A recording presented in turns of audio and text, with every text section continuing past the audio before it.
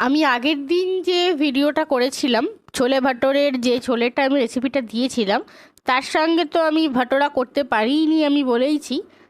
করেছিলাম নান, সেই নানের রেসিপিটাই আজকে আমি আপনাদের সঙ্গে শেয়ার করব।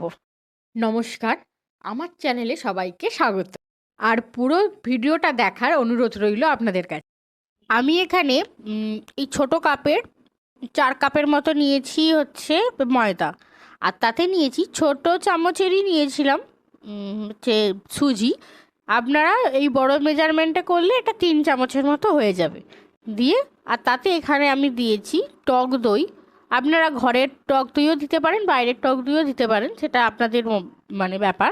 আমার এক ঘরে যেহেতু দই মানে হয়, প্রতিদিনই দই বসানো হয়, আমরা প্রতিদিনই খাই, তো সেখান থেকে আমি এই হাতার 2 হাতার মতো দিয়ে ভালো করে মিক্সড করে নিয়েছি।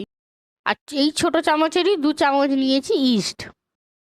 এখানে অবশ্য ইস্টটা অপশনাল, যেহেতু টক দই দিচ্ছি ইস্টটা দিলেও হয় না দিলেও হয়, আমার কাছে ছিল বলে আমি দিয়ে দিয়েছি।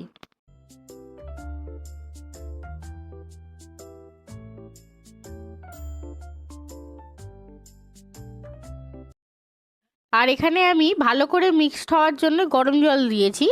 এতে অবশ্য নুন আর চিনি আমি দিয়ে দিয়েছিলাম, যাতে চিনিটা তাড়াতাড়ি গলে যাবে বলে।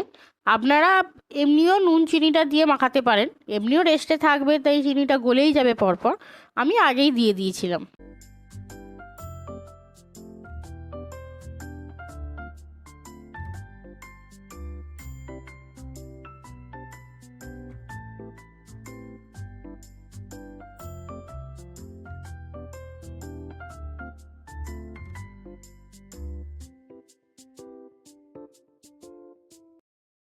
আমি ভালো করে এটাকে মাখিয়ে নিয়েছি, একটু নরম নরম করেই মাখানো হবে। আর এতে দিয়ে দিব, আর লাস্টে দিয়েছি তেল, দিয়ে ভালো করে আমি ওটা চাপা দিয়ে দেবো। প্রথমে তেল দেওয়া যাবে না, তখন ময়াম হয়ে যাবে, এটা মচমচের মতো খেতে হয়ে যাবে। আর মানে যে সফট ব্যাপারটা সেটা আসবে না।